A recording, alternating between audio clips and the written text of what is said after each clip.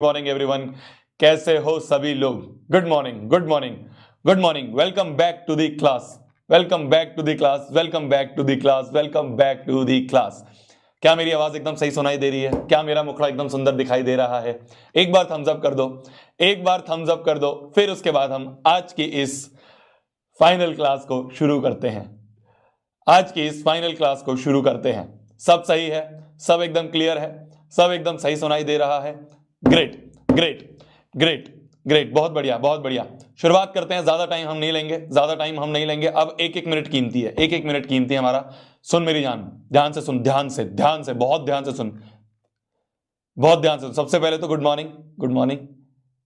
एक बार ऐसे पीठ थपथपा ले। तो सुबह 4 बजे उठा है ना? सुबह 4 बजे उठा है तुम्हारा, तेरा बोर्ड का एग्जाम है और तू सुबह 4 बजे उठा है, बहुत बड़ी बात है। सबसे पहली चीज। दूसरी चीज, मुबारक हो आप सभी को, इंडिया जीत गई। कल रात को इंडिया ने बहुत बढ़िया खेला और इंडिया चैंपियंस ट्रॉफी घर लेके आ रही है।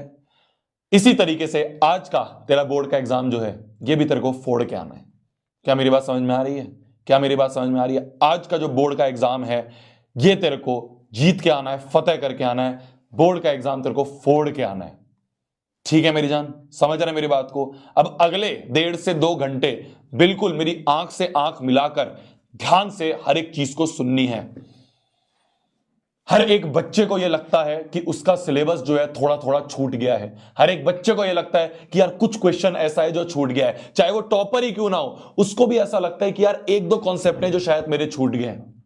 पर एक बात ध्यान रखियो, एक बात ध्यान रखियो, एक बात ध्यान रखियो। कम पढ़कर भी जो बच्चा फोड़ के आए ना, कम पढ़कर भी जो बच्चा फोड़ कर आए ना, उसे एक लेजेंड कहते हैं। और तू मेरी जान, तू तू एक लेजेंड है। कोई बात नहीं, अब फाइनल वॉर है, अब फाइनल वॉर आ चुकी है। जितने अस्त्र शस्त्र हमने इकट्ठे कर लिए हैं, उसी के साथ रणभूमि में जाएंगे, उसी के साथ लड़ने जाएंगे और इस वॉर को जीत के आएंगे। क्या मेरी बात समझ में आ रही है? क्या मेरी बात समझ में आ रही है? एक फाइनल बार हम वापस से लिखने जा रहे हैं। एक फाइनल बार हम वापस से लिखने जा रहे हैं। Aim 100/100 in maths. और इसी मेंटेलिटी के साथ पेपर देना है। कहीं नहीं सोचना कि भैया मेरे तो 40 ही आएंगे, भैया मेरे तो 50 ही आएंगे। 100/100 की मेंटेलिटी के साथ फोड़ के आना है। 100/100 की मेंटेलिटी के साथ इस एग्जाम को फोड़ के आना है। क्या मेरी बात समझ में आ रही है? क्या मेरी बात समझ में? हर एक बच्चे की कम प्रिपरेशन ही लगती है उसे, पर कम प्रिपरेशन में जो फोड़ के आया ना, उसे एक लेजेंड कहते हैं। और तू एक लेजेंड है, तो फोड़ के आएगा आज का एग्जाम। ठीक है? क्या मेरी बात समझ में आ रही है? शुरुआत करते हैं, शुरुआत करते हैं। आज की जो क्लास है, आज की जो मैराथन है, आज का ये जो फाइनल रिवीजन है, ध्यान से सुन। सारे के सारे इंपॉर्टेंट कॉन्सेप्ट, सारे के सारे इंपॉर्टेंट फॉर्मूले यहां पे मैं लिख के लाया हूं, उनको मैं तेरे को यहां पे सामने बता रहा हूं। बहुत सारे ऐसी चीजें हैं जो मैंने पहले ही लिख रखी है, मैं तेरा टाइम नहीं वेस्ट करना चाहता। यहां पे देखेगा तो बीच बीच में बहुत सारे स्क्रीनशॉट्स लगे हुए हैं, बीच बीच में देखा तो बहुत सारी चीजें लिखी हुई हैं। तो इसलिए मैं तेरा टाइम नहीं वेस्ट करना चाहता कि यहां पे बैठ के हर चीज लिखूं। मैं यहां पे हर एक चीज लिख के लाया हूं तेरे लिए। पूरी रात मैंने बैठ के हर एक चीज लिखी है। अब मैं तेरे को बस यहां पे पढ़ पढ़ के बताऊंगा, ठीक है? जिससे कि हम जल्दी जल्दी चीजों को कवर करें। जैसे ही सेशन एंड हो जाएगा, पीडीएफ तेरे को मिल जाएगी, तू रिवीजन करके और अपना एग्जाम देके आई हो। ठीक है? सुन मेरी बात, वापस बोल रहा हूं, मैं वापस बोल रहा हूं, पहले ही वार्न कर रहा हूं। प्रिकॉशन कॉशन जो भी कहो, डिस्क्लेमर जो भी कहो, वो बोल रहा हूं। 10 दिन की मेहनत थी हमारी, पिछले 10 दिन की हमारी मेहनत थी। ठीक है? 1 तारीख से बैठे थे हम, आज 10 तारीख हो गई है। ये 10 दिन की मेहनत है जो काम आएगी। आज तो बस एक तरह से ऊपर ऊपर से रिवाइज कर रहे हैं। अभी सुबह तो हम सिर्फ ऊपर ऊपर से रिवाइज कर रहे हैं। ये 10 दिन की मेहनत है जो काम आने वाली है। क्या मेरी बात समझ में आ रही है? उन 10 दिनों में तूने अच्छे से पढ़ा है, वही सारी चीजें उठ के तेरे पेपर में आएगी। आज तो बस हम ऊपर ऊपर से थोड़ी बहुत चीजें जो है वो रिवाइज करके जाएंगे, जिससे कि जो मैं तेरे को बता दूं कि भाई देख ये चीज याद रखियो। ओके मेरी जान, ओके मेरी जान। मैं पहले डिस्क्लेमर दे रहा हूं, ऐसा नहीं है पेपर लीक जो होता है ये कुछ नहीं होता है। पेपर लीक का मतलब ये होता है, या जो भी चीज हम यहां पे पढ़ा रहे हैं इसका मतलब ये होता है कि भाई हमें क्या क्या हमें हर एक चीज एक बार पहले से ही ब्रशअप होके चले जाए हम सुबह। ठीक है मेरी जान? ठीक है मेरी जान। कौन सा सेक्शन पहले करना है भैया, क्या चीज, सब चीज बताऊंगा, सब चीज बताऊंगा, सब चीज बताऊंगा, सब चीज बताऊंगा। ठीक है मेरी जान? शुरुआत करें, शुरुआत करें, शुरुआत करें, शुरुआत करें। ठीक है? हर एक बच्चा पोल वगैरह में कुछ दे देना, हमें पता चल जाए रियल वॉचिंग है, बॉट तो नहीं आ रहे हैं। ठीक है, चलिए शुरुआत करते हैं। एक एक चैप्टर उठाएंगे, एक एक चैप्टर को समझते हुए आगे बढ़ेंगे। सबसे पहला चैप्टर जो है हमारा, उसका नाम था रियल नंबर। हर एक चीज डिस्कस करूंगा, पहले खत्म करते हैं सिलेबस। हर एक चीज डिस्कस करूंगा, लास्ट में 5 मिनट बात करेंगे, पहले खत्म करते हैं सिलेबस का पूरा रिवीजन। देखो मेरी जान, रियल नंबर चैप्टर में सबसे इंपॉर्टेंट जो फॉर्मूला है वो ये है कि HCF इंटू एलसीएम बराबर प्रोडक्ट ऑफ टू नंबर्स। इसमें से MCQ पक्का आएगा, HCF इंटू एलसीएम बराबर प्रोडक्ट ऑफ टू नंबर्स। ये तेरे को याद है, इसमें से MCQ आना जरूरी है, पक्का है, ठीक है। दूसरा, find the greatest number that divide this and this, leaving remainder this and this. ये एक बहुत फेमस सवाल है। इस सवाल को करते कैसे हैं, मैं हर चीज रिकैप करवा रहा हूं तेरे को, तो देख सवाल को। अगर तेरे को आता है बहुत बढ़िया, अगर नहीं आता है तो देख ले कैसे करते हैं। मैं बिल्कुल तेरे को फाइनल बार बता रहा हूं, ठीक है। तो आज की जो लाइव है बस ऐसे देखोगी, अच्छा हाँ ये वाला क्वेश्चन आता है, ये वाला क्वेश्चन आता है, ये वाला क्वेश्चन भैया ने बताया आता है। सारे क्वेश्चंस वही हैं जो हमने पिछले 10 दिन में करे हैं, बस उनमें से क्या क्या इंपॉर्टेंट है, जिसके सबसे ज्यादा चांसेस है आने के, वो बता रहा हूं, ठीक है। तो क्या करते हैं, जो भी रिमाइंडर दिए हैं उस रिमाइंडर को माइनस कर दो। 445 में से 4 माइनस कर दिया, 572 में से 5 माइनस कर दिया, और 699 में से 6 माइनस कर दिया। तो जो भी गिवन रिमाइंडर है माइनस कर दो, जो भी गिवन रिमाइंडर है माइनस कर दो, जो भी गिवन रिमाइंडर है माइनस कर दो, जो भी गिवन रिमाइंडर है माइनस कर दो। जैसे ही माइनस कर दोगे तो तुम्हारे पास नए 3 नंबर बनेंगे। ये जो 3 नए नंबर मिले, इनका HCF ही आंसर है, इनका HCF निकाल लेना, यही आंसर है। तो ऐसा अगर क्वेश्चन आ जाए कि भाई ग्रेटेस्ट नंबर बताओ जो कि लीविंग रिमाइंडर दिस, ऐसा क्वेश्चन अगर आ जाए तो जो भी रिमाइंडर दिए माइनस कर दो। इसमें से ये माइनस, इसमें से इसका रिमाइंडर माइनस, और इसमें से इसका रिमाइंडर माइनस। बस जैसे जो भी अब जो नए नंबर आए इनका हमने HCF ले लेना है। नेक्स्ट क्वेश्चन पे आते हैं। कैन 8 की पावर n डिजिट विद 0?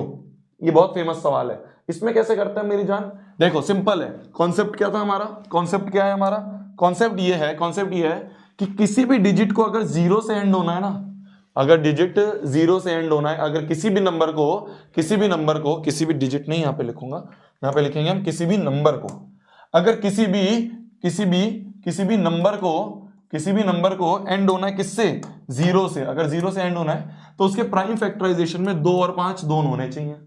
क्या बोला मैंने, प्राइम फैक्टराइजेशन में 2 और 5 बोथ होने चाहिए, किसी एक से काम नहीं चलेगा। जैसे हम 8 की बात करें तो 8 का प्राइम फैक्टराइजेशन 2 4 8, 2 2 4 और 2 1 2। तो अगर हम n की जगह 1 ले लें, इसमें n की जगह 1 लिख दिया तो 8 की पावर 1 बन गया, तो ये बन गया 2 into 2 into 2, 2 into 2 into 2।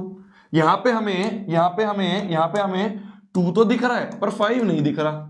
Question ने बोला है 2 और 5 दोनों होने चाहिए। चलो n की जगह 2 लेके देखते हैं, तो 8 की पावर 2, 8 की पावर 2 क्या होगा, इसकी पावर में 2, तो वो क्या हो जाएगा, यही 2 बार हो जाएगा, तो ये इंटू ये। यहां पे भी हमें 2 तो दिख रहा है, 5 नहीं दिख रहा। 8 की पावर 3, बस ये 2 इंटू 3, 2 इंटू 3, 2 इंटू 3 3 बार, तो उसमें भी 2 दिखेगा, 5 नहीं दिखेगा। कितनी बार भी ले लो, n बार ले लो, तो 2 into 2, 2 into 2, 2 into 2, 2 into 2, 2 into 2, कितनी बार चलता रहेगा, ये कितनी बार चलता रहेगा, n टाइम्स चलता रहेगा। ये कितनी ही बार ले लो, सिर्फ हमें 2 ही दिख रहा है, 5 नहीं दिख रहा है। तो सिंस 8 की पावर में n में 2 और 5 दोनों नहीं है, 2 और 5 does not contain 2 and 5 both, therefore 8 की power n cannot end with 0। ठीक है मेरी जान, चलिए यहां पे क्या कह रहा है एक बच्चा, 577 है, ये 577 है, ठीक है। तो कॉन्सेप्ट समझ गया ना तू, कॉन्सेप्ट समझ गया ना, बहुत बढ़िया। लास्ट ये वाला क्वेश्चन, इसमें से बहुत आते हैं ये इरेशनल वाले। तो देखो इसमें कैसे करते हैं, सिंपल सा रूल है, कॉन्ट्राडिक्शन से करते हैं। भाई मान लेंगे ये रेशनल है, अगर ये रेशनल है तो इसको हम p/q की फॉर्म में लिख सकते हैं। इसको हम, ये क्या हो गया, क्या है,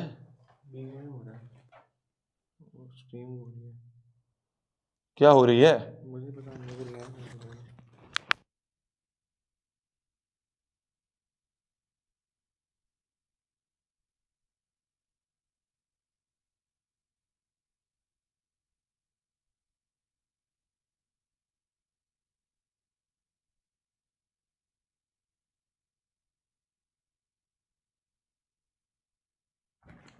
चलो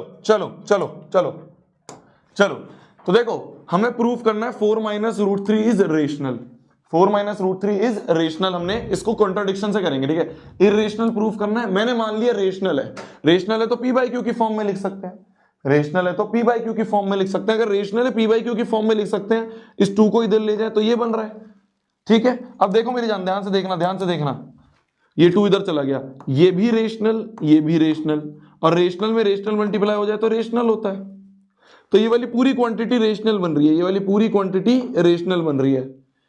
ये 4 जो है ये रेशनल को इधर ले जाओ, √3 को इधर ले जाओ, तो 4 minus 2p by Q, 2p by Q एक रेशनल नंबर था, 4 एक रेशनल नंबर था, रेशनल में से रेशनल चला गया तो हमारा रेशनल ही बचा।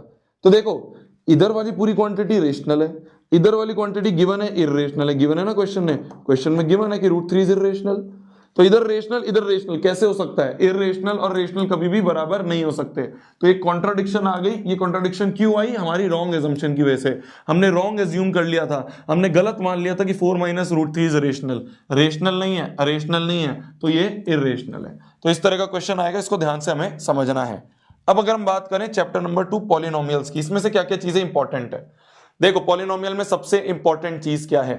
पोल नहीं काम कर रहा है तो पोल हटा देता हूं, अब तू पढ़ाई कर ले, तो पढ़ाई कर ले, पढ़ाई कर ले, पढ़ाई कर ले, पढ़ाई कर ले। पॉलिनोमियल में सबसे इंपॉर्टेंट चीज है सम ऑफ रूट होता है minus B by A, product of root होता है सी बाय ए। सबसे इंपॉर्टेंट चीज है, ये ध्यान रखनी है। एक चीज जो मैंने कान खोल के कह रहा हूं, तेज बोल बोल के, चिल्ला चिल्ला के बताई थी, वो ये थी क्या कि अगर एक क्वाड्रेटिक देख लो, अगर एक क्वाड्रेटिक देख लो तो उसका सम ऑफ रूट और प्रोडक्ट ऑफ रूट लिख के छोड़ देना। जैसे ही क्वाड्रेटिक देख लो, जैसे कि बोला जा रहा है if one zero of this polynomial is reciprocal of other, तो एक अगर अल्फा है तो दूसरा 1 अपॉन अल्फा है। रेसिप्रोकल वाला सवाल पक्का आएगा, रेसिप्रोकल वाला सवाल पक्का आएगा, रेसिप्रोकल वाला सवाल पक्का आएगा। तो अगर एक जीरो अल्फा है और दूसरा 1 अपॉन अल्फा है, तो हमें क्या निकालना है? व्हेन द वैल्यू ऑफ के। तो शोभित भैया ने बोला है जब भी क्वाड्रेटिक और उसके जीरोस की बात आए, क्वाड्रेटिक और उसके जीरोस की बात आए तो क्या लिख दो? सम ऑफ रूट लिख दो, प्रोडक्ट ऑफ रूट लिख दो, आंसर अवश्य आएगा।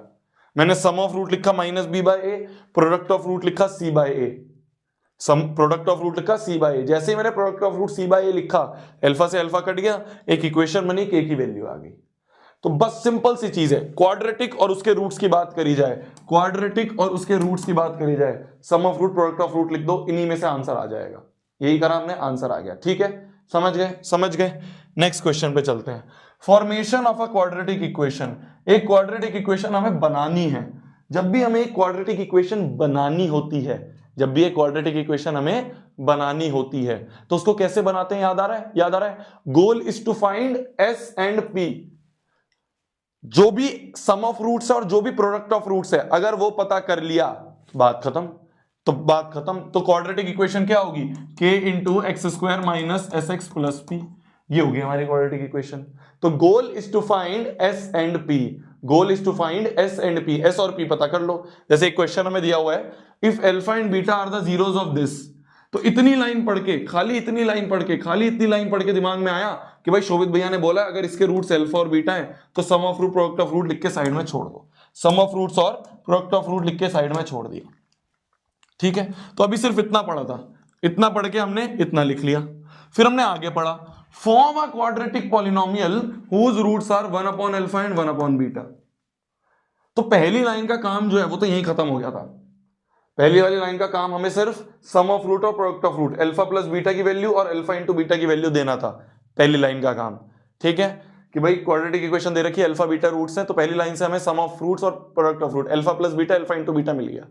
अब एक नई क्वाड्रेटिक इक्वेशन बनानी है जिसके रूट्स 1 अपॉन अल्फा और 1 अपॉन बीटा है। तो अगर नई क्वाड्रेटिक इक्वेशन बनानी है तो गोल क्या होता है? Goal is to find S and P. तो जो भी नई क्वाड्रेटिक इक्वेशन बनानी है उनके रूट्स का सम निकाला, सम निकालने पे अल्फा प्लस बीटा की वैल्यू बस यहां से यूज कर ली। तो इसका काम सिर्फ हमें अल्फा प्लस बीटा और अल्फा इंटू बीटा इसकी वैल्यू देना था, इसके अलावा कुछ नहीं था इस पूरी लाइन का काम। कंफ्यूज मत होना, यहां पे अल्फा प्लस बीटा हमने यूज करा, अल्फा इंटू बीटा यूज करा, एस निकल गया। पी कैसे निकलेगा? जो भी रूट्स हैं उनका प्रोडक्ट कर दो, जो भी रूट्स हमें गिवन है कि किसकी क्वाड्रेटिक इक्वेशन बनानी है उनका प्रोडक्ट कर दिया तो हमें पी भी निकल गया, एस भी निकल गया, पी भी निकल गया। तो इक्वेशन क्या होगी? के into X square minus S X plus P, S की जगह 3 लिख दिया और पी की जगह 2 रख दिया। बस, कुछ नहीं गिवन है तो के की जगह 1 रख दो, तो क्वाड्रेटिक इक्वेशन बन गई x square minus 3x plus 2। Formation of quadratic equation सवाल आएगा, ठीक है।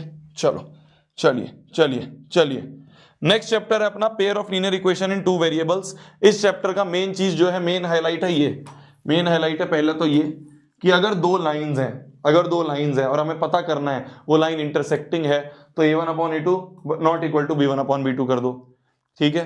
बोल देता है वो find the value of k such that lines are parallel. तो पैरेलल के केस में क्या होता है, a1/a2 b1/b2 not equal to c1/c2। और एक केस होता है कोइंसिडेंट, मतलब एक के ऊपर एक लाइन चढ़ गई है, केस क्या होता है इसका, a1/a2 बराबर b1/b2 बराबर c1/c2। ठीक है मेरी जान, ठीक है मेरी जान, ठीक है मेरी जान। तो इस तरह से हमें ये पता होना चाहिए। इंटरसेक्टिंग लाइंस मतलब सिर्फ एक सॉल्यूशन, कोइंसिडेंट लाइन मतलब बहुत सारी इनफाइनाइटली मेनी सॉल्यूशन, और पैरेलल लाइन मतलब नो सॉल्यूशन। अगर एक भी सॉल्यूशन होता है, अगर एक भी सॉल्यूशन मिलता है, तो उन दोनों केसेस को हम कह देते हैं, उन दोनों केसेस को हम क्या कह देते हैं, इन दोनों केसेस को हम क्या कह देते हैं, क्या कह देते हैं, याद आ रहा है, कंसिस्टेंट। इन दोनों केसेस को अपन कंसिस्टेंट कह देते हैं। और अगर एक भी नहीं मिल रहा है, नो सॉल्यूशन वाला केस है, तो इनकंसिस्टेंट कहा जाता है, इनकंसिस्टेंट कहा जाता है, ठीक है। अगर हमें दो इक्वेशंस दी हैं, है ना, ये दोनों पेयर ऑफ लीनियर इक्वेशन है, अगर दो इक्वेशन हमें दी है, एक ये इक्वेशन और एक ये इक्वेशन, और बोला जा रहा है इसका ग्राफ बनाओ, ग्राफ बनाने का क्वेश्चन आता है, ग्राफ बनाने का क्वेश्चन आता है। ग्राफ कैसे बनाते हैं हम, ग्राफ कैसे बनाते हैं, x + 2y = 6 है, x को 0 रखा तो y की वैल्यू 3 आ गई, इसमें x को 0 रखा y की वैल्यू 3 आ गई, y को 0 रखा x की वैल्यू 6 आ गई। तो इस वाली ग्राफ के लिए 2 पॉइंट आ गए ये, ठीक है, इस वाली लाइन के लिए 2 पॉइंट आ गए। एक पॉइंट आ गया 0,3, तो x में 0 y में 3, तो ये पॉइंट x में 0 y में 3, तो ये पॉइंट हो गया 0,3 पहला, और x में 6 y में 0, 4 5 6, x में 6 y में 0, ये हो गया 6,0। तो जो पहली लाइन है वो होगी 0,3 और 6,0 को मिलाने वाली लाइन, तो 0,3 और 6,0 को मिलाने वाली लाइन होगी पहली लाइन। ये पहली लाइन हमें दी हुई है, ये पहली लाइन दी हुई है। दूसरी लाइन कैसे बनाएंगे, दूसरी लाइन कैसे बनाएंगे, ऐसे 2 पॉइंट निकाल लो, है ना, x को 0 रखा तो y की वैल्यू -1 आई, x को 2 रखा तो y की वैल्यू 2 आई इस इक्वेशन में। तो 2 पॉइंट हमारे ये आ गए, तो x में 0 y में -1, ये पॉइंट आ गया 0,-1, और x में 2 और y में भी 2, तो 2,2 एक ये पॉइंट आ गया 2,2। तो जो दूसरी लाइन होगी वो हो गई ये वाली, दूसरी लाइन हमारी ये हो गई, दूसरी लाइन हमारी ये हो गई। तो जब भी ग्राफिकल मेथड से क्वेश्चन आए, ग्राफिकल मेथड से अगर क्वेश्चन आया, देखो क्वेश्चन में वैल्यूज चेंज होंगी, कॉन्सेप्ट यही लगेंगे, कॉन्सेप्ट यही लगेंगे, वैल्यूज चेंज आएंगी। मैथ्स में सबसे मेन चीज यही होती है कि सवाल सेम नहीं आता है, सवाल सिमिलर आता है। क्यों? क्योंकि वैल्यूज चेंज हो जाती हैं। तो हमें क्या करना है, हमें क्या करना है, फर्स्ट और सेकंड दो इक्वेशन दी हुई है, दो इक्वेशन दी हुई है, दोनों का हमने ग्राफ बनाया, ग्राफ बना दिया, जहां पे इंटरसेक्ट हो रही है, जहां पे इंटरसेक्ट हो रही है यही सॉल्यूशन है। तो 2,2 is the solution, 2,2 is the solution. कई बार ये बोल देता है कि एरिया ऑफ ट्राइंगल भी बनाओ, एरिया ऑफ ट्राइंगल भी बताओ। तो देखो यहाँ पे एक ट्राइंगल बन रहा है, ये ट्राइंगल बन रहा है, ये ट्राइंगल बन रहा है, इस ट्राइंगल का एरिया लिखना है। तो इस ट्राइंगल का एरिया कैसे लिख देते हैं अपन, इस ट्राइंगल का एरिया लिख देते हैं half into base into height से। तो हाफ इंटू बेस, बेस मान लो ये मान लें, बेस की लेंथ मानी जाती है, प्लस माइनस नहीं लेते, लेंथ हमेशा पॉजिटिव होती है। तो 1 2 3 4 5, 5 हो गई बेस, है ना, अच्छा 0,-1 है, ये -1 है, तो 4 हो गई बेस, 4 हो गई बेस, और हाइट की होगी परपेंडिकुलर हाइट, ये हो गई परपेंडिकुलर हाइट, कितनी है ये 2, तो हाफ इंटू 4 इंटू 2, ये हो गया इतना इतना इतना स्क्वायर यूनिट, इतना स्क्वायर यूनिट हमारा एरिया होगा। गॉट इट जी, गॉट इट जी। आगे बढ़ा जाए, आगे बढ़ा जाए। ये बहुत बहुत फेवरेट सवाल, बहुत फेवरेट सवाल सीबीएसई का, बहुत फेवरेट सवाल है सीबीएसई का। जब भी इस तरह का आ जाए कि जो पहले x के पास था वो y के पास चला गया, और जो y के पास था वो x के पास चला गया, कोएफिशिएंट्स इंटरचेंज हो गए, कोएफिशिएंट्स इंटरचेंज हो गए। अगर कोएफिशिएंट्स इंटरचेंज हो गए, अगर कोएफिशिएंट्स इंटरचेंज हो जाएं, अगर कोएफिशिएंट इंटरचेंज हो जाएं, क्या हो गया 4। अगर एक दो चीज बीच बीच में गलत कर दो समझ लेना ना यार, क्या हो गया। यहाँ पे 4 लिख तो दिया मैंने, 4 लिख तो दिया, ये 4 लिख तो दिया, 1 2 3 4, 4 यूनिट, ठीक है। चलो चलो चलो, तो देखना मेरी जान, जब भी कोएफिशिएंट इंटरचेंज हो जाए इस तरह के सवाल क्या करते हैं, पहले दोनों इक्वेशंस को बिठा के ऐड कर दो, दोनों इक्वेशंस को बिठा के ऐड कर दिया, ऐड करा तो 217 प्लस 131 348, 131 प्लस 217 348, और ये आ गया 117 1740 आ गया, 348 कॉमन ले लिया, ये कट गया। तो ये जो बड़ी सी इक्वेशंस थी इसमें से एक छोटी सी इक्वेशन मिल गई हमें। तो एक बार क्या करा, दोनों को ऐड कर दिया तो ये मिल गया, एक बार क्या करा, दोनों को सब्ट्रैक्ट कर देंगे, जैसे सब्ट्रैक्ट कर देंगे तो ये मिल जाएगा। तो हमारी जो दो इक्वेशन मिल गई हमें मेरी जान, हमारी जो दो इक्वेशन हमें मिल गई है, वो एक इक्वेशन मिल गई x plus y equal to 5 और दूसरी इक्वेशन मिल गई x minus y equal to 1।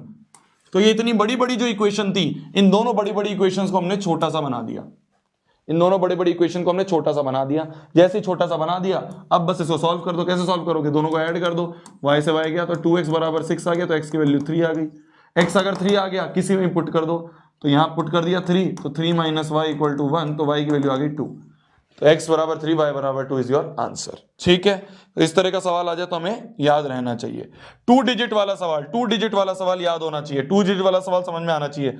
जब भी 2 डिजिट वाला सवाल आए, जब भी 2 डिजिट वाला सवाल आए, सवाल पढ़ने से पहले अपने आप लिख दो। क्या लिख दो, मान लो यूनिट प्लेस पे y है, टेंस प्लेस पे x है, तो 10 वाले को 10 से multiply, 10 into x, y unit वाले को यूनिट से मल्टीप्लाई, तो नंबर बन गया 10x प्लस वाई। रिवर्स कर दी डिजिट, इनको क्या कर दिया इन्होंने, रिवर्स कर दिया, रिवर्सिंग डिजिट्स, y और x पलट गए, तो अब 10 पे y आ गया तो 10y, यूनिट पे 1 आ गया तो प्लस x, तो ये आ गया रिवर्स नंबर। तो ये था ओरिजिनल नंबर और ये आ गया रिवर्स नंबर। ठीक है, अब क्वेश्चन ने क्या बोला है, इन अ 2 digit number the 10 digit is 3 times the unit digit. तो जो 10th डिजिट है x, वो 3 टाइम्स यूनिट डिजिट है, पहली इक्वेशन बन गई। और क्या दिया है क्वेश्चन ने, और क्या दिया है, when the number is decrease by 54, number को अगर 54 से डिक्रीज कर दिया, क्या कर दिया, माइनस कर दिया, डिक्रीज कर दिया, डिजिट्स आर रिवर्स्ड, तो डिजिट रिवर्स हो गई, तो मतलब n माइनस 54 जो है वो n डैश के बराबर है। n की वैल्यू है 10x प्लस वाई और n डैश है 10y प्लस x, इसमें पुट करा, यहां से हमारी x माइनस वाई की इक्वेशन आ गई 6, x माइनस वाई 6 आ गया और x बराबर 3y है, तो यहाँ पे x बराबर 3y रख दो, यहाँ पे x बराबर 3y रख दो। एक ही इक्वेशन है, तो x बराबर 3y minus y equal to 6, तो 2y इक्वल टू 6, तो y की वैल्यू आ गई 3, जैसे ही y आ गया इसमें वापस पुट कर दो, तो x माइनस 3 इक्वल टू 6, तो x की वैल्यू आ गई 9, x की वैल्यू 9 आ गई। ठीक है, ठीक है, ठीक है, तो 93 इज योर आंसर। तो हमसे नंबर पूछा है, नंबर क्या होता है 10x प्लस वाई के बराबर, नंबर क्या है 10x प्लस वाई, तो 10 इंटू 9 93, ये आ गया हमारा नंबर। तो 2 डिजिट वाला क्वेश्चन आ जाए तो इस तरह से करते हैं, याद रहना चाहिए, याद रहना। पूरी पीडीएफ दे दूंगा टेलीग्राम पे, तू पढ़ तो ले, पूरी पीडीएफ दे दूंगा टेलीग्राम पे, तू पढ़ तो ले,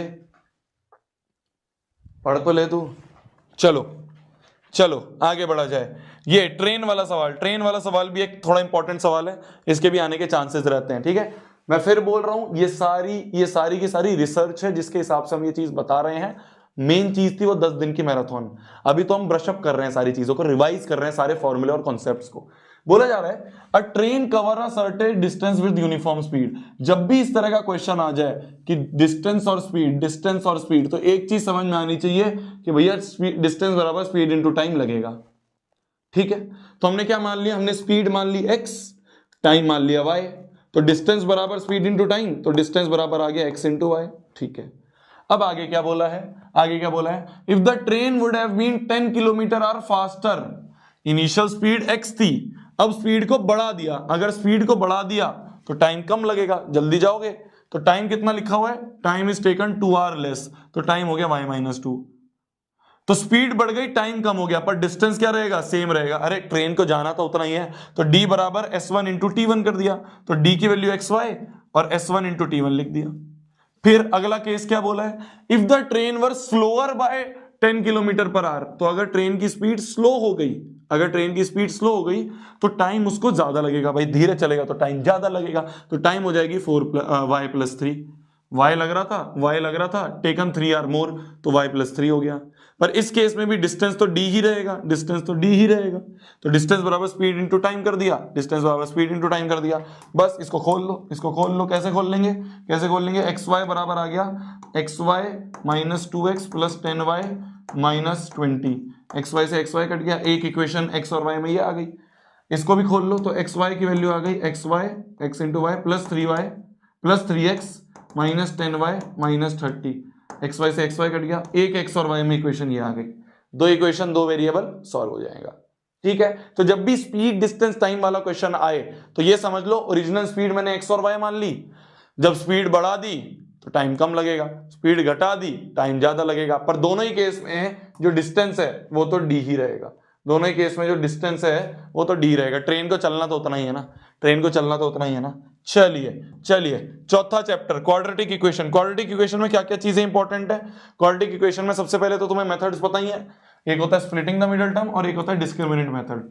अगर मिडिल टर्म स्प्लिट नहीं हो रही है तो हम डिस्क्रिमिनेंट मेथड यूज करते हैं। फॉर्मूला याद कर लो वापस से, minus b plus minus square root of b square minus 4ac upon 2a, minus b plus minus square root of b square minus 4ac upon 2a, ये होता है हमारा फॉर्मूला। इस फॉर्मूले में ये जो बी स्क्वायर माइनस 4ac होता है ना, ये बहुत इंपॉर्टेंट है। बी स्क्वायर माइनस 4ac बहुत इंपॉर्टेंट है, इसे कहते हैं nature of roots. Nature of roots पे एक सवाल आना पक्का है, पक्का गारंटेड है। क्या करते हैं बहुत आसान है। ये जो d है ना बी स्क्वायर माइनस 4ac, इसका साइन चेक करते हैं।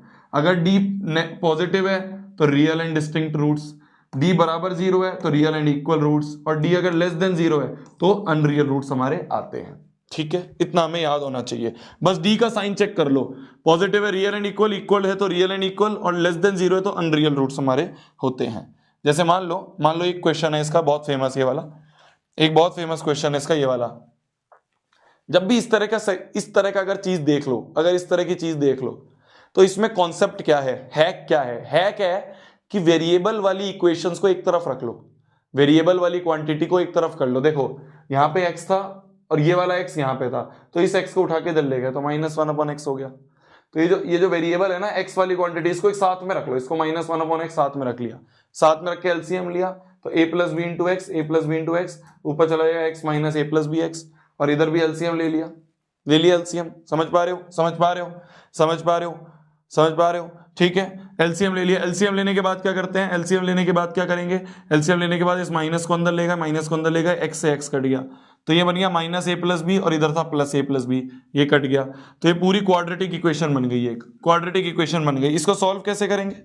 बच्चे इसको देख के कंफ्यूज हो जाते हैं, भैया कैसे सॉल्व होगी इतनी बड़ी? अरे देखना, ये ऑलरेडी 4 टर्म में टूटी हुई है, तो इसमें से कॉमन ले ले x प्लस a, इसमें से कॉमन ले ले plus b x plus a।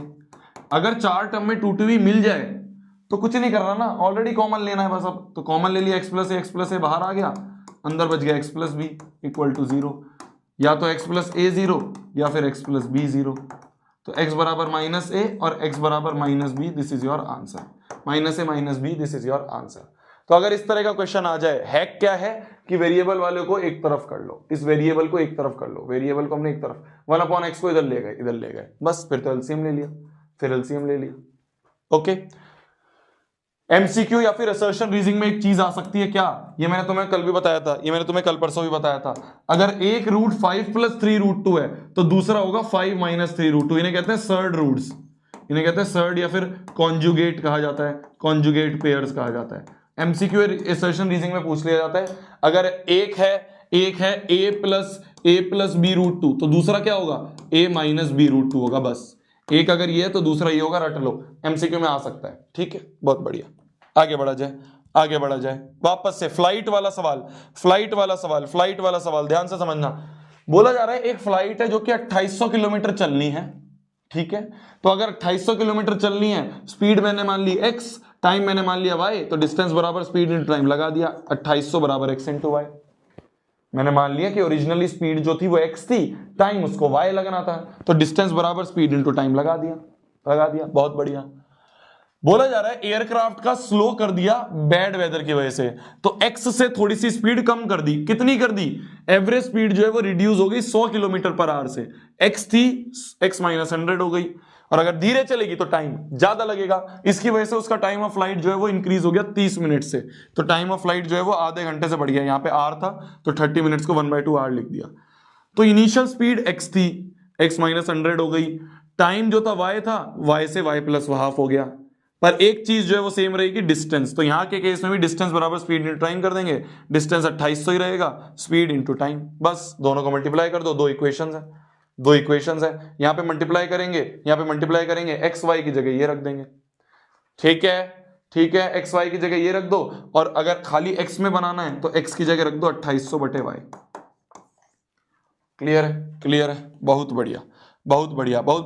अब अपन आते हैं एपी में। एपी क्या कहता है? एपी के 3 फॉर्मूले सबसे इंपॉर्टेंट, एपी की हमने पूरी प्रैक्टिस 10 दिन में बहुत करी है। मैं फिर बोल रहा हूं, देखो आज की class is a formula and concept revision. आज की class is not about questions.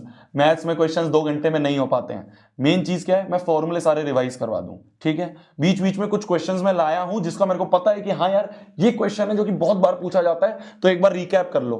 बाकी हमने 10 दिन में बहुत सारे क्वेश्चंस करे हैं, ठीक है। जैसे एपी की बात होगी तो एपी में ज्यादा क्वेश्चंस मैं नहीं लाया हूं क्योंकि ऐसे प्रिडिक्ट करना एकदम पॉसिबल नहीं होता है। एपी हो गया, ट्रिग्नोमेट्री हो गया, है ना, प्रोबेबिलिटी हो गया, स्टैटिस्टिक्स हो गया, इसमें क्वेश्चंस वो थोड़ा बहुत हिला फिला के दे देते हैं। कॉन्सेप्ट हमें याद होने चाहिए, वो कॉन्सेप्ट में लेके आया हूं। जैसे एक था nth टर्म ऑफ एपी जो है वो होता है a plus n minus one d. Sum of n terms of AP होता है n by two into two a plus n minus one d. याद है, इसकी जगह n by two into a plus a l भी ले लेते हैं। इसमें एक चीज याद रखना, ये जो l है, ये जो l है, ये है लास्ट टर्म, ये लास्ट टर्म जो होती है वो nth होती है, तो l और an बराबर होता है, l और an बराबर होता है। यहां बच्चे कंफ्यूज हो जाते हैं, nth टर्म और l जो है वो बराबर है, तो यहां पे ये फॉर्मूला हमें याद रखना है ना।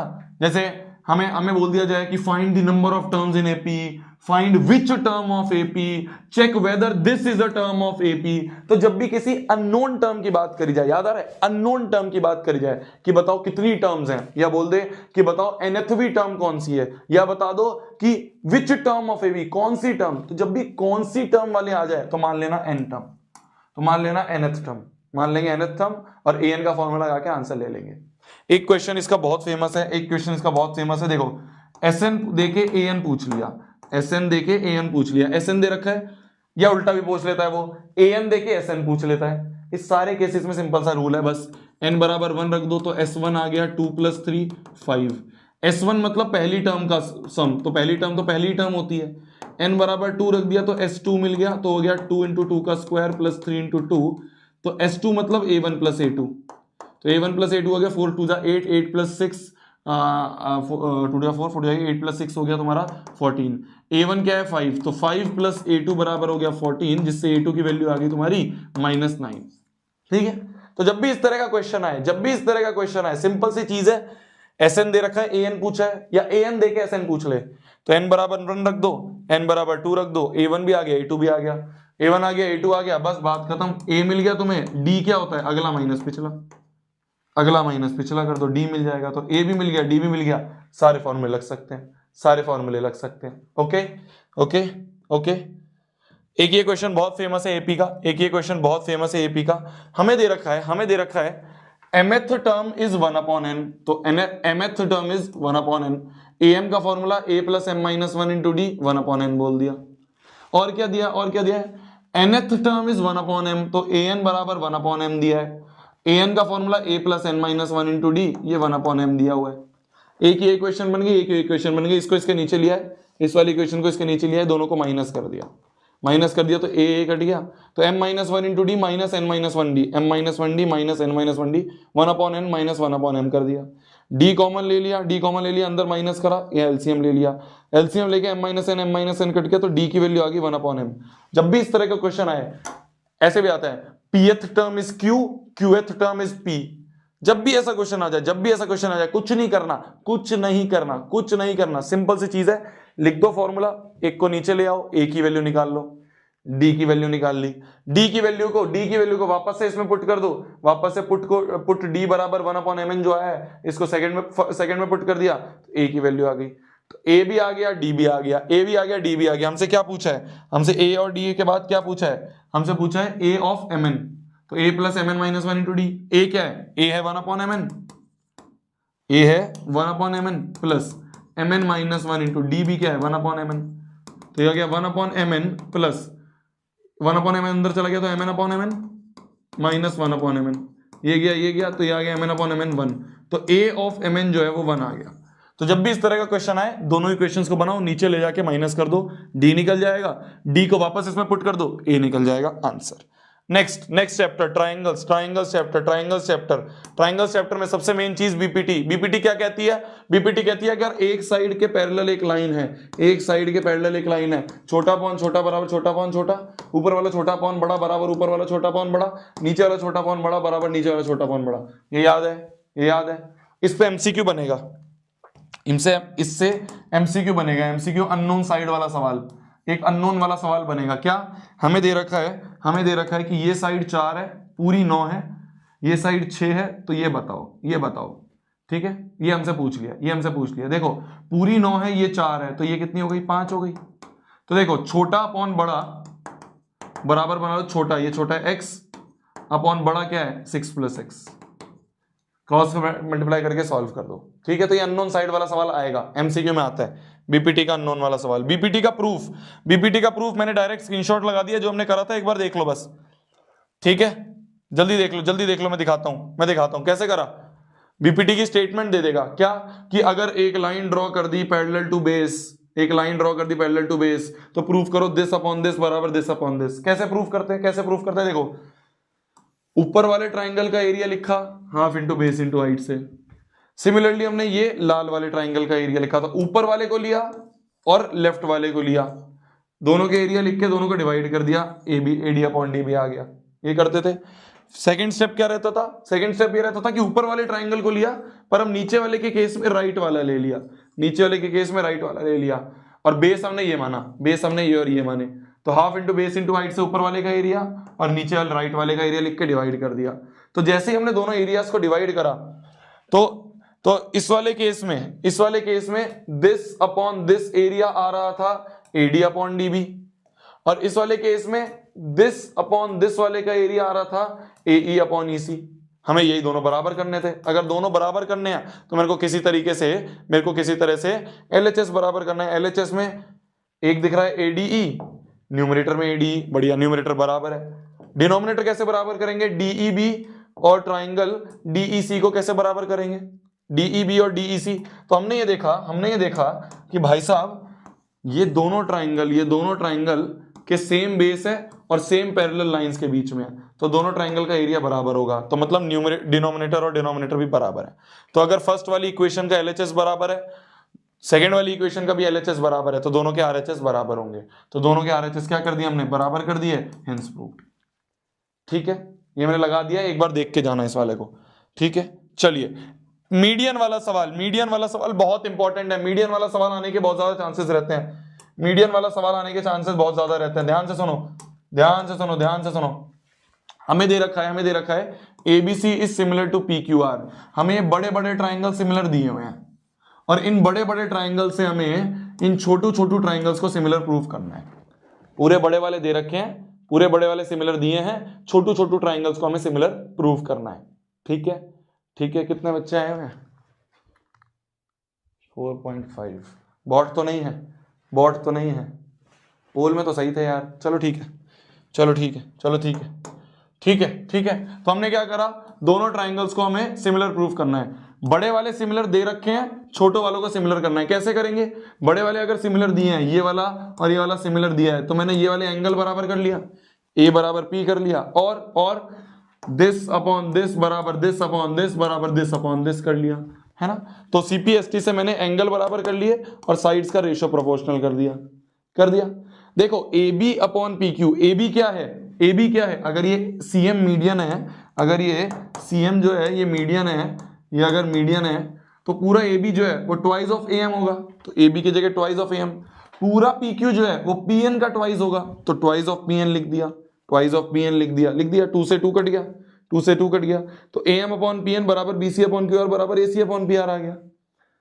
तो A बराबर P, एंगल A बराबर एंगल P मिल गया था, और AM अपॉन PN बराबर AC upon PR, AM upon PN बराबर AC अपॉन PR, ये मेरे को यहां से मिल गया। तो देखो एंगल बराबर और अगल बगल वाली साइड्स का रेशियो बराबर, तो कह देंगे दोनों ट्राइंगल क्या हो गए? सिमिलर हो गए, प्रूव्ड हो गया। तो बड़े ट्राइंगल की सिमिलैरिटी से छोटे ट्राइंगल को कैसे सिमिलर प्रूफ करा? समझ गए? बड़े ट्राइंगल से छोटे ट्राइंगल को कैसे करते हैं? बड़े से छोटे को कैसे करते हैं? बड़े वाले से हमने सीपीएसटी का यूज करके AB अपॉन PQ, जो भी मीडियन वाली लाइन होती है उसको ट्वाइस ऑफ AM लिख दिया, ट्वाइस ऑफ PN लिख दिया, दो रिलेशन मिल गए, उन दोनों रिलेशन से हमने दोनों ट्राइंगल को सिमिलर प्रूफ कर दिया। जैसे सिमिलर हो गया, सेकंड पार्ट कैसे होगा? ये सेकंड पार्ट बस कुछ नहीं, सीपीएसटी लिख दो। तो ये मीडियन वाला सवाल है, इंपॉर्टेंट है, ध्यान से समझ लेना। मीडियन वाला सवाल है, इंपॉर्टेंट है। चलिए एक इस वाले चैप्टर में ये वाला 1-2 नंबर में एमसीक्यू आ सकता है। अगर ABC PQR के सिमिलर है तो ये तो तुम्हें पता है कि a b upon p q बराबर b c upon q r बराबर a c upon p r होता है, ये तो तुम्हें पता है।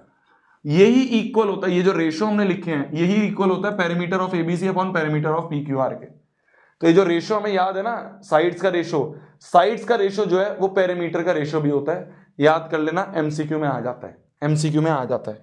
चलिए नेक्स्ट चैप्टर ट्रिग्नोमेट्री। ट्रिग्नोमेट्री में देखो मेरी जान, ट्रिग्नोमेट्री में पहले ही प्रिकॉशन दे रहा हूं, ट्रिग्नोमेट्री में पहले ही मैं डिस्क्लेमर दे रहा हूं, trigonometry is all about practice. Trigonometry में जो मैं यहाँ सवाल बता रहा हूं ये बहुत ज्यादा रिसर्च करके मैंने देखा है कि हाँ यार ये सवाल आने के चांसेस होते हैं, बट ट्रिग्नोमेट्री इज अनप्रिडिक्टेबल, इसमें हमारी हर चीज प्रैक्टिस होती है। ठीक है, हम मेन चीज क्या कर सकते हैं, फॉर्मूले रिवाइज कर सकते हैं।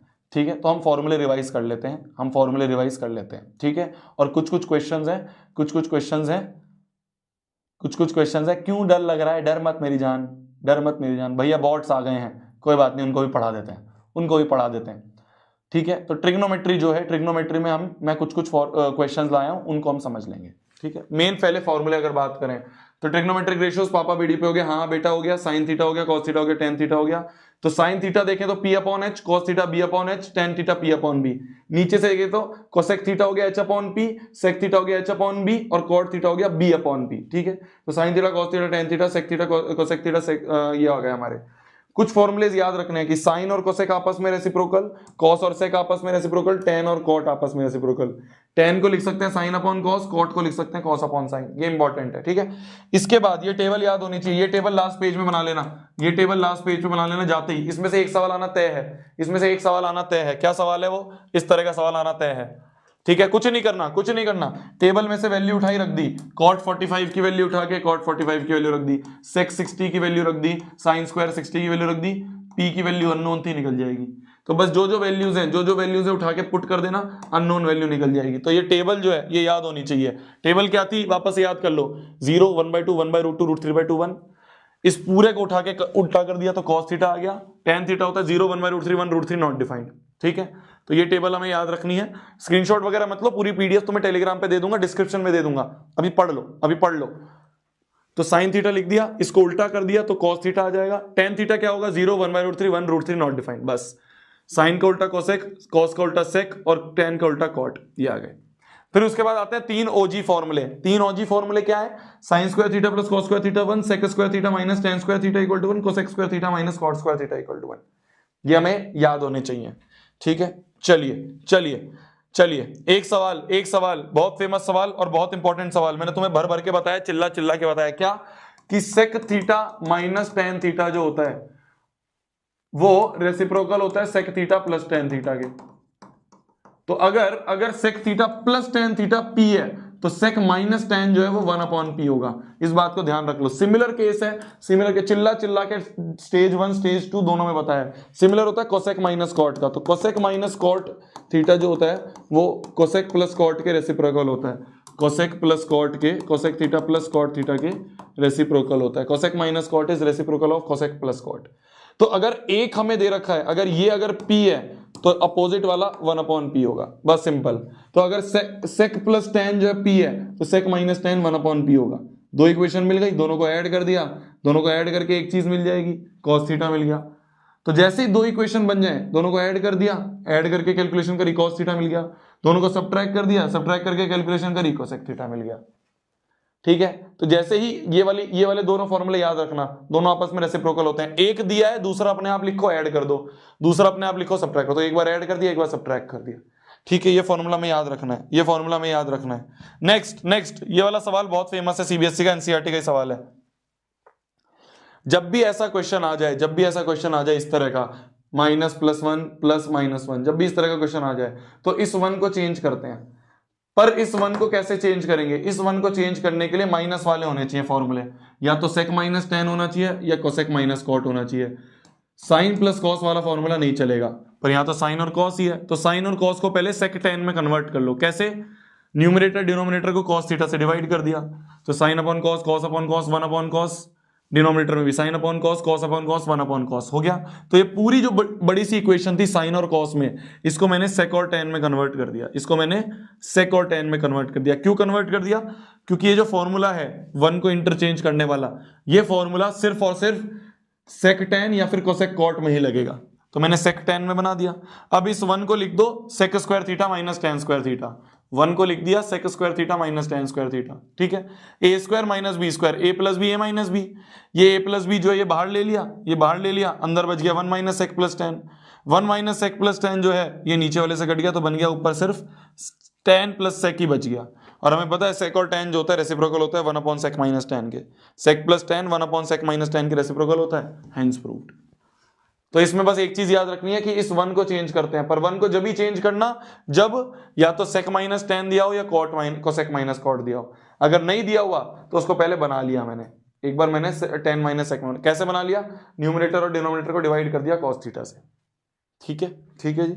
चलिए हर चीज जल्दी जल्दी मैं बस तुम्हें रिकैप करवा रहा हूं। ये क्वेश्चन है, बहुत इंपॉर्टेंट है, देखने को मिल सकता है बहुत आसान, वेरी इंपॉर्टेंट, है बहुत आसान, है बहुत आसान, देखने को मिल सकता है, ध्यान से देखना।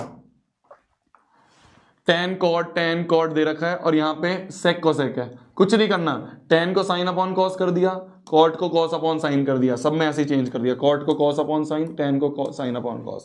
एलसीएम ले लिया, एलसीएम लेने के बाद इसको रेसिप्रोकल करके ऊपर मल्टीप्लाई, डिनोमिनेटर को रेसिप्रोकल करके ऊपर मल्टीप्लाई कर दिया, भर गया।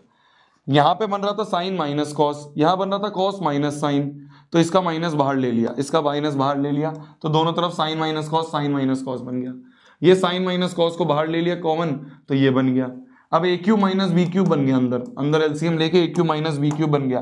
A q minus b cube का फॉर्मूला क्या होता है याद रखना, a minus b into a square plus b square plus a b, ये होता है a q minus b cube का फॉर्मूला। तो a q minus b cube हमने यहाँ लगा दिया है ना, a cube minus b cube हमने लगा दिया, a minus b into a square plus b square plus a b, a minus b into a square plus b square plus a b, a minus b cut गया तो ये बच गया।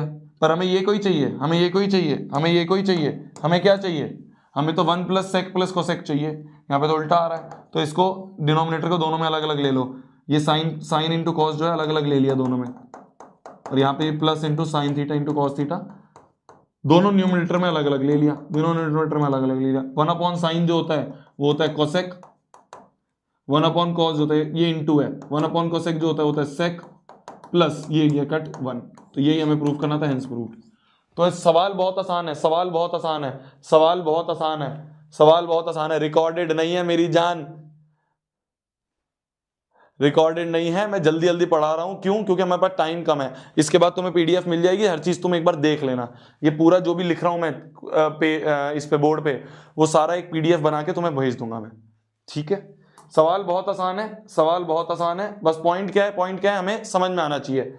tan cot को sin cos में convert करा, LCM लिया, LCM लेने के बाद हमने यहाँ पे cos माइनस साइन था, यहाँ sin माइनस cos था, तो cos माइनस साइन को हमने इंटरचेंज कर दिया, साइन चेंज कर दिया तो बाहर माइनस बन जाएगा, पहले बाहर प्लस था पर बाहर माइनस बन गया, साइन माइनस कॉस बाहर ले लिया, यहाँ पे a cube minus b cube का फॉर्मूला लगा, answer a cube minus b cube हमें याद होना चाहिए। एक पूछ रहा है भैया ये कौन सा चैप्टर है, गुड मॉर्निंग जी। नेक्स्ट चैप्टर अपना एप्लीकेशंस ऑफ ट्रिग्नोमेट्री में हमने बहुत सारे सवाल करे थे, 2 सवाल जो सबसे ज्यादा इंपॉर्टेंट है, देखो मैं फिर बोल रहा हूं, बार बार बोल रहा हूं, इन चैप्टर्स, इन सारे मैथमेटिक्स में क्या है, बहुत सारे सवाल हैं, ठीक है, कोई भी सवाल आ सकते हैं। यहां पे मैं वो करवा रहा हूं जो सबसे ज्यादा प्रिडिक्टेबल हैं, जो सबसे ज्यादा प्रोबेबल सवाल हैं। वैसे हमने 10 दिन जो प्रैक्टिस करी है, सवाल वहीं से सारे देखने को हमें मिलेंगे, ठीक है। देखो एक सवाल जो इसमें से सबसे ज्यादा इंपॉर्टेंट है वो है ये वाला सन एल्टीट्यूड वाला, ये सन एल्टीट्यूड हमें पता होना चाहिए, ठीक है। तो सन एल्टीट्यूड क्या होता है, मान लो एक ये पोल है और ये मान लो ये शेडो है, तो सन अगर यहां है तो सन का एल्टीट्यूड ये थीटा होगा, ठीक है, ये थीटा होगा, तो ये थीटा जो है सन एल्टीट्यूड है। अगर सन एल्टीट्यूड सन एलिवेशन लिखा हुआ आ जाए तो घबराना नहीं है। बोला जा रहा है वर्टिकल पोल जो है 10 मीटर लॉन्ग शेडो बनाता है और लेंथ 5 मीटर की है ग्राउंड पे, तो एक पोल है 10 मीटर का, 5 मीटर का शेडो बनाता है। सेम टाइम पे एक और पोल है जो कि 12.5 मीटर की शेडो बनाती है। तो हमसे पूछा इस पोल की हाइट क्या होगी। देखो सेम टाइम का मतलब थीटा सेम, तो यहां से जो थीटा निकला tan थीटा, वही थीटा यहां पे यूज कर लेना, वही tan थीटा यहां यूज कर लेना, h की वैल्यू आ जाएगी। तो सेम टाइम का मतलब एंगल ऑफ एलिवेशन सेम होता है, ठीक है, सेम टाइम का मतलब एंगल ऑफ एलिवेशन सेम। तो अगर एक पोल 10 का था और 5 मीटर की शेडो बना रहा था, तो उस समय जो थीटा होगा दूसरे पोल के टाइम पे भी थीटा वो सेम ही होगा, बस यहाँ का टेन थीटा यूज करके यहाँ पे यूज कर लिया। ठीक है जी। और एक सवाल जो इसका बहुत ज्यादा इंपॉर्टेंट है वो है दो पोल और उसके बीच में एक पॉइंट, है ना। तो बोला जा रहा है दो पोल हैं इक्वल हाइट के, और एक पॉइंट से एक बंदा एक पोल को 30 डिग्री एलिवेशन पे देख रहा है, और इसी पॉइंट से दूसरा ये वाला बंदा जो है इस वाले पोल को 60 डिग्री एलिवेशन से देख रहा है ना। दो पोल हैं, बीच में एक बंदा खड़ा है, इस वाले पोल का एंगल ऑफ एलिवेशन 30, इसका 60। तो हमसे पूछा कितनी दूर खड़ा हुआ है, तो इसको x मान लिया, इसको 100 माइनस x मान लिया। इस वाले ट्राइंगल में ट्रिग्नोमेट्री लगाई अलग से, इस वाले ट्राइंगल को अलग से बनाया, ट्रिग्नोमेट्री लगाई, h की वैल्यू आ गई। साइड वाले ट्राइंगल में जो ट्राइंगल देखो ट्रिग्नोमेट्री लगा दो, ट्राइंगल देखा ट्रिग्नोमेट्री लगाई, x की वैल्यू आ गई। तो हमें पूछा था कहां पे बंदा खड़ा है, तो हम कहेंगे लेफ्ट वाले पोल से x डिस्टेंस, x की वैल्यू क्या है 25, तो लेफ्ट वाले पोल से 25 मीटर खड़ा है, और राइट वाले पोल से 100 माइनस 25 मतलब 75 मीटर दूर खड़ा है। तो आंसर हम इस तरह से लिखेंगे कि ही standing 25 metre from left pole and 75 meter from right pole in the line joining of both the poles, तो इस तरह का सवाल आ जाए तो कुछ नहीं करना, बस दोनों ट्राइंगल को उठाओ, दोनों ट्राइंगल में trigonometry. Some application of trigonometry is all about triangle find करो, ट्रिग्नोमेट्री लगाओ। ठीक है। नेक्स्ट चैप्टर आता है अपना सरफेस एरिया एंड वॉल्यूम। देखो सरफेस एरिया एंड वॉल्यूम में मेन चीज है बस ये फॉर्मूले, इन फॉर्मूले को याद कर लो, उसके बाद तो तुम्हें हर एक चीज पता ही है। मेन चीज है ये फॉर्मूले, इसके बाद तो जो ये फॉर्मूले याद है ना सारे, स्क्रीनशॉट ले लो, याद कर लो जल्दी। मेन चीज है सारे सरफेस एरिया और वॉल्यूम के फॉर्मूले आ जाने चाहिए। ठीक है, बस इसके बाद क्या था, ये इसके जो मोस्ट फेमस सवाल है जो सीबीएसई पूछता है, एक तो है स्कूप्ड वाला सवाल कि एक सिलेंडर है, सिलेंडर में से ये कोन स्कूप करके निकाल लिया, कोन को ऐसे जैसे आइसक्रीम स्कूप करके निकालते हैं, कोन को स्कूप करके निकाल लिया, और हमसे पूछ लिया बताओ टोटल सरफेस एरिया क्या होगा। कहां छू सकते हैं, एक तो कर्व सरफेस एरिया को छू सकते हैं सिलेंडर के, तो CSA ऑफ सिलेंडर, प्लस नीचे के बेस को छू सकते हैं सर्कल को, तो एरिया ऑफ सर्कुलर बेस छू सकते हैं। ऊपर से तो खोखला हो गया ना क्योंकि ये हटा दिया, तो ये तो एक तरह से ये ऐसा बन गया है, ये तो एक तरह से ऐसा बन गया है, तो ऊपर से तो खोखला है, ऊपर नहीं छू सकते सर्कल को। ऊपर क्या छू सकते हैं, ऊपर हम इस वाले पार्ट को छू सकते हैं, curve surface area of cone को। तो जहां छू सकते हैं वही होता है सरफेस एरिया मतलब कहां छू सकते हैं, कोऑर्डिनेट ज्योमेट्री आएगा, अभी सर्कल्स भी आएगा, सब आएगा, मैं आगे बता रहा हूं ना, पढ़ तो ले, नहीं उड़ाया मैंने चैप्टर, बीच में सरफेस एरिया एंड वॉल्यूम लिख दिया, अभी आगे आएगा सर्कल्स, कोऑर्डिनेट ज्योमेट्री। कहां छू सकते थे, कर्व सरफेस एरिया को छू सकते थे, वो लिख दिया, बेस को छू सकते थे, वो लिख दिया, और इसको छू सकते थे, ये जो कोनिकल कैविटी है, इसको छू सकते थे, तो सरफेस एरिया ऑफ कोन लिख दिया। एक है शेडेड एरिया, शेडेड रीजन वाला एरिया, शेडेड वाला कैसे लिखेंगे, स्क्वायर के एरिया में से क्वाड्रेंट का एरिया हटा दिया, है ना, स्क्वायर में से क्वाड्रेंट का एरिया हटा दिया। क्वाड्रेंट अभी एरिया रिलेटेड टू सर्कल का है, तो ये क्वाड्रेंट क्या होगा, क्वाड्रेंट का ये 90 डिग्री, तो theta by 360 into pi r square, r यही रेडियस और यही स्क्वायर का रेडियस, स्क्वायर का एरिया भी आर स्क्वायर ही हो गया, क्योंकि मान लो ये आर साइड है तो यही हो गया स्क्वायर का एरिया ए स्क्वायर और माइनस क्वाड्रेंट का एरिया।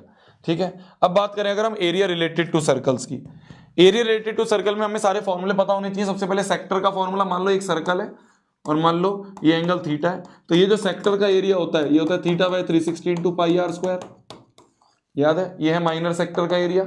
मेजर का कैसे निकालेंगे, पूरे सर्कल में से माइनस कर दो माइनर का, ये मेजर है तो पूरे सर्कल के एरिया में से माइनर का सेक्टर हटा दिया, माइनर सेक्टर का एरिया हटा दिया तो मेजर का निकल जाएगा। दूसरी बात है आर्क लेंथ, आर्क लेंथ क्या होता है, मान लो एक सेंटर है और मान लो ये लेंथ L है ना, ये एंगल थीटा है, तो हमें ये AB आर्क लेंथ निकालनी है, तो आर्क लेंथ जो होती है theta by 360 into 2 pi r, ये होता है आर्क लेंथ का फॉर्मूला। ठीक है, तो ये होती है आर्क लेंथ का फॉर्मूला, ये होता है सेक्टर का फॉर्मूला, याद है हमें।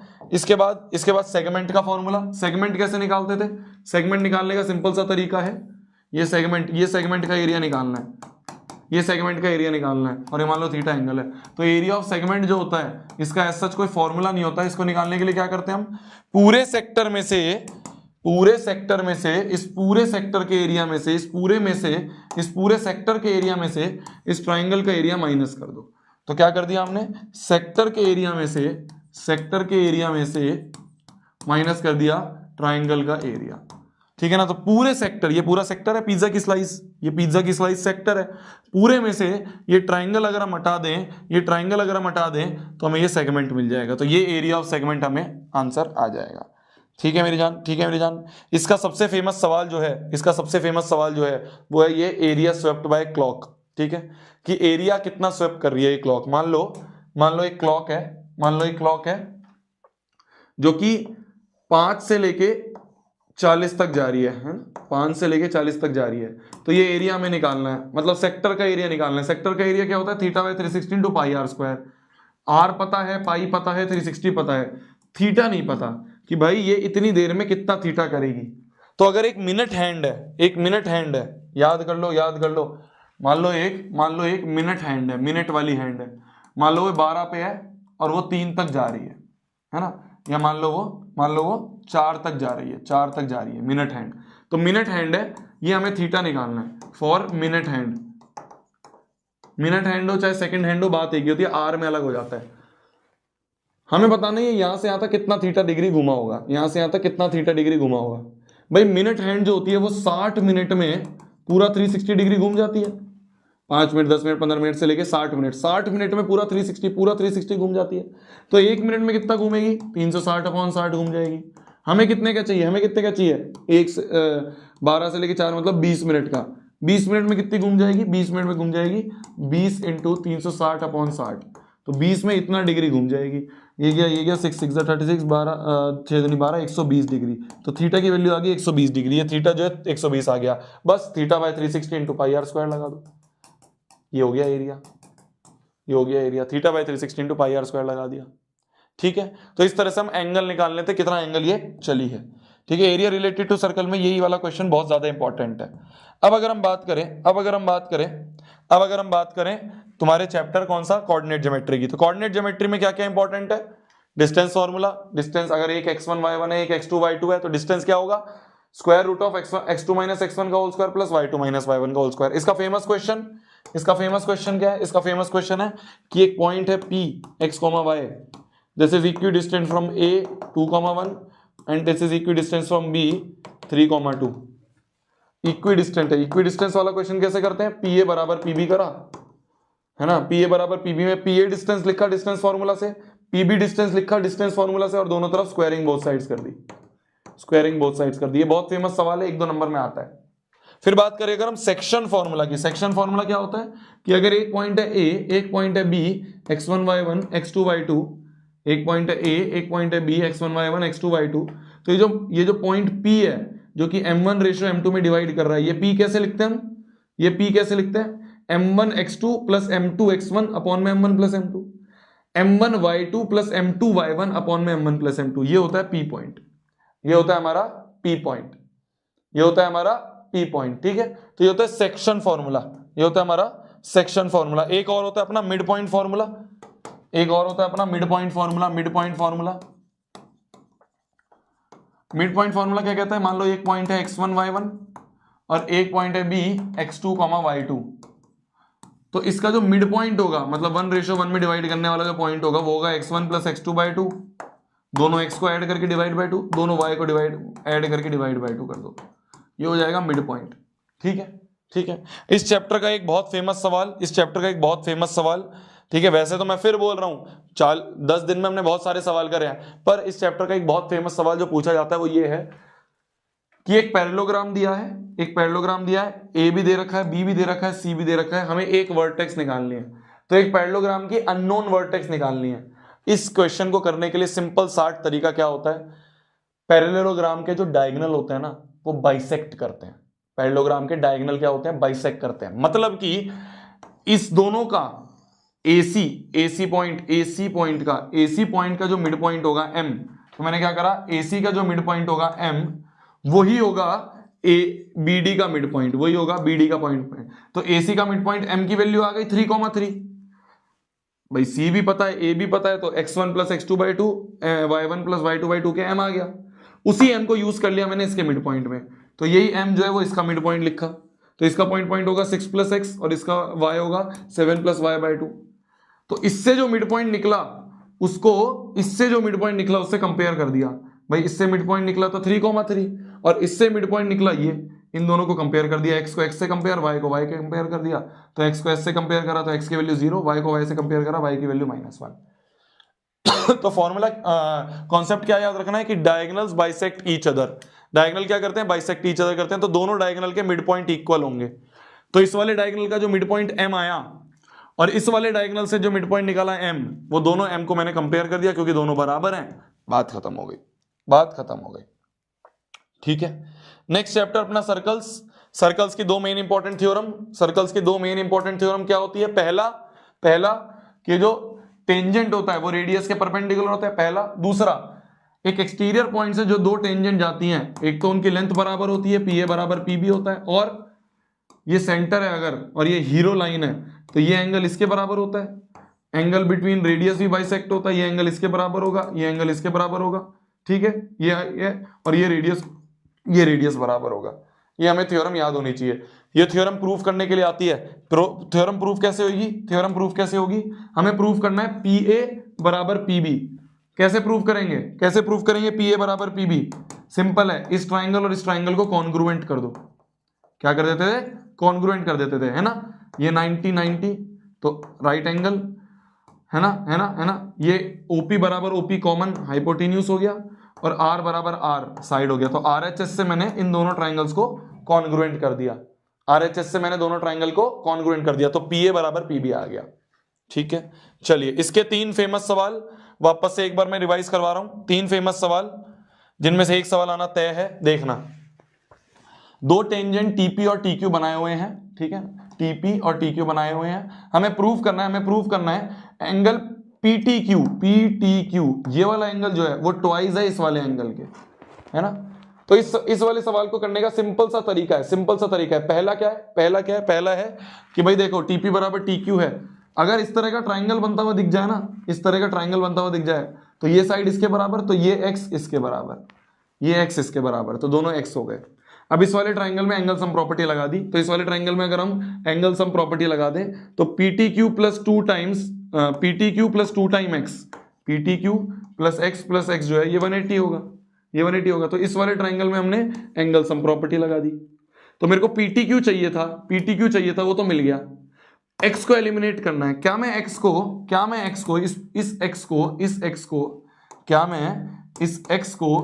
को 90 माइनस OPQ लिख सकता हूं। देखो पूरा 90 है, तो 90 में से अगर मैं ये OPQ हटा दूं, तो x मिल जाएगा। 90 में से OPQ हटा दिया, x मिल गया, तो x की जगह लिख दिया 90 माइनस OPQ, सॉल्व करा, जो लाना था वो मिल गया। पहला स्टेप था, रट लो इस क्वेश्चन को, तो रट लो, बिल्कुल क्वेश्चन को रट लो। अगर अभी तक भी समझ नहीं आया, रट लो। क्या करते हैं, एंगल सम प्रॉपर्टी लगाते हैं, इस ट्राइंगल में लगाते हैं और x की जगह लिख लेते हैं, x की जगह क्या लिख लेते हैं, 90 माइनस OPQ। तो 90 में से OPQ हटा दिया, ये x है, बस x की जगह 90 माइनस OPQ लिख दिया। सिंपल, एंगल सम प्रॉपर्टी लगाओ, x की जगह 90 माइनस OPQ लगा दो। नेक्स्ट सवाल इसमें से जो बहुत फेमस है, ये भी बिल्कुल सिमिलर है, ये बिल्कुल सिमिलर है। देखो हमें दिया हुआ है L is parallel to M, ये L M के पैरेलल है। हमें प्रूफ क्या करना है, DFE बराबर 90, तो ये एंगल जो है 90 प्रूफ करना है, ये एंगल हमें 90 प्रूफ करना है। कैसे करेंगे देखो, एक्सटीरियर पॉइंट से दो टेंजेंट, तो टेंजेंट के बीच में ये हीरो लाइन है, तो ये x, ये भी x। फिर से एक्सटीरियर पॉइंट से दो टेंजेंट और ये हीरो लाइन है, तो ये y और ये y भी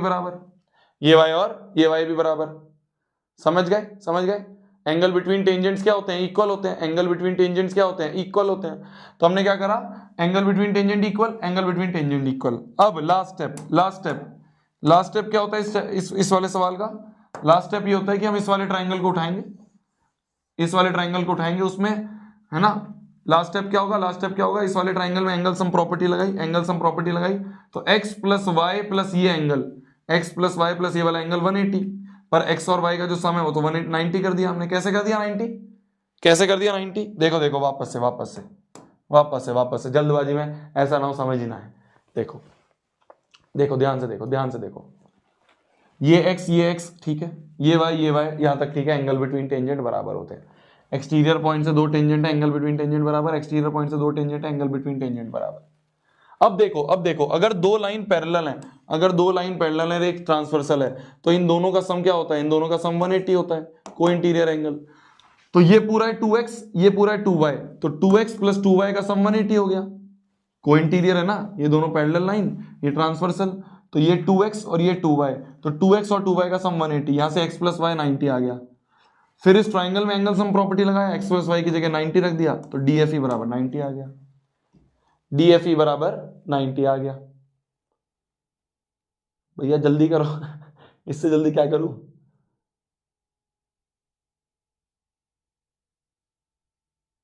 ठीक है भैया, PDF मिलेगी, बिल्कुल मिलेगी मेरी जान, बिल्कुल मिलेगी, बिल्कुल मिलेगी, बिल्कुल मिलेगी। बस बस बस होने वाला है, बस होने वाला है। सर्कल्स का एक ये इंपॉर्टेंट और क्वेश्चन है, एक ये इंपॉर्टेंट और क्वेश्चन है। इस क्वेश्चन में कैसे करते हैं देखना, ध्यान से देखना, ध्यान से देखना। एक एक एक एक इंपॉर्टेंट चीज है, एक इंपॉर्टेंट चीज है, वापस से याद दिला रहा हूं, वापस से याद दिला रहा हूं, ध्यान से देखना। मान लो एक सर्कल है, मान लो एक सर्कल है, एक सर्कल के एक्सटीरियर पॉइंट P से दो टेंजेंट खींची, PA और PB, है ना, PA और PB दो टेंजेंट खींची।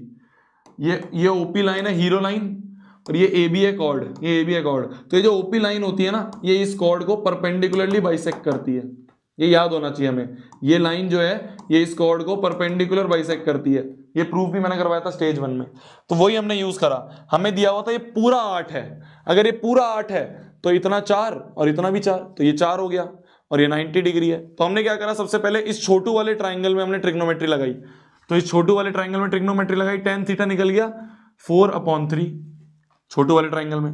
फिर हमने बड़े वाले ट्राइंगल में, इस बड़े वाले ट्राइंगल में, है ना, इस बड़े वाले ट्राइंगल में, इस बड़े वाले ट्राइंगल में हमने ट्रिग्नोमेट्री लगाई। इस बड़े वाले ट्राइंगल में भी हमने देखा थीटा ही है, तो जो यहाँ थीटा है वो यहाँ थीटा है, तो यहाँ से जो tan थीटा निकला था वही tan थीटा हमने ये यूज करा, तो ये L निकल गई। ये जो L साइड हमें चाहिए थी, tan थीटा बराबर परपेंडिकुलर अपॉन बेस, तो वो tan theta 4/3 perpendicular upon base से हमने L निकाल लिया। तो इस तरह का सवाल आ जाए, डरना मत, ये सवाल भी आ सकता है, ये सवाल आ जाए तो डरना नहीं है, कुछ नहीं करना, कुछ नहीं करना, कुछ नहीं करना। छोटे वाले ट्राइंगल में ट्रिग्नोमेट्री लगाई, छोटे वाले ट्राइंगल में ट्रिग्नोमेट्री लगा के tan थीटा निकाल लिया, ठीक है, ठीक है। सिमिलरली बड़े वाले ट्राइंगल में भी हमने ट्रिग्नोमेट्री लगाई, ये बड़ा वाला ट्राइंगल है, ये रहा बड़ा वाला ट्राइंगल, जो थीटा यहाँ है वही थीटा यहाँ है, तो यहाँ से जो tan थीटा आया वो tan थीटा हमने यहाँ यूज कर लिया, perpendicular upon base, perpendicular upon base, तो L की वैल्यू आ गई। Easy PG, easy PG. Circles के ये 3 सवाल में से एक सवाल आना तय है। Next chapter is statistics, next chapter is statistics. Statistics में अगर अनग्रुप्ड डेटा है, ये आज ही पढ़ा है हमने, ये आज ही पढ़ा है हमने। अगर अनग्रुप्ड डेटा है, अनग्रुप्ड मतलब ऐसे ही फैला हुआ डेटा है, मीन क्या होता है, सबका सम अपॉन में टोटल नंबर ऑफ ऑब्जर्वेशन। तो इन सबका सम करा, अपॉन में टोटल कितने हैं, 1 2 3 4 5 6, सम अपॉन टोटल, तो सम अपॉन नंबर ऑफ ऑब्जर्वेशन, ये हो गया मीन। मीडियन कैसे निकालते हैं, पहले इसको असेंडिंग ऑर्डर में कर दो, मतलब बढ़ते हुए क्रम में कर दो, इनको हमने बढ़ते हुए क्रम में लगा दिया। जैसे ही बढ़ते हुए क्रम में लगा दिया तो जो मिडल टर्म होगी, जो मिडल टर्म होगी, मिडल टर्म वही मीडियन होगी, तो 7 और 8 इज द मीडियन। मीन हो गया सम अपॉन n, मीडियन हो गया असेंडिंग में करने के बाद मिडल टर्म, और जो मोड होता है वो होता है जो सबसे ज्यादा बार आ रहा है, जो सबसे ज्यादा बार आ रहा है। तो जैसे मान लो हमसे, जैसे मान लो हमारे सामने 2 6 8 2 4 2 9 8 ऐसे आ जाए और बोले मोड बताओ, तो मोड क्या होगा, जो सबसे ज्यादा बार आ रहा है, 2 2 2 3 बार आ रहा है, 2 3 बार आ रहा है, तो 2 इज द मोड। जो सबसे ज्यादा बार आ रहा है, जो मैक्सिमम टाइम आ रहा है, वो मोड होता है हमारा। ठीक है मेरी जान, ठीक है मेरी जान। तो स्टैटिस्टिक्स के तो हमें फॉर्मूले भी याद है। मीन का फॉर्मूला याद है, मीन के 3 तरीके होते हैं। एक होता है तुम्हारा डायरेक्ट मेथड, एक्स आई निकालो, एफ आई एक्स आई करो, एक्स बार का फॉर्मूला लगा दो, summation f i x i upon में f i. Assumed mean method में एक स्टेप बढ़ जाता है, एक्स आई के बाद डी आई निकालते हैं, x i minus a, f i की डी आई से दोस्ती, एक्स बार लगा दिया, a plus summation f i d i upon में summation f i. Step deviation में क्या होता है, एक्स आई निकाला, डी आई निकाला, फिर यू आई भी निकाला, और एफ आई की दोस्ती यू आई से करी, फॉर्मूला लगा दिया, a plus summation f i u i upon में f i into L.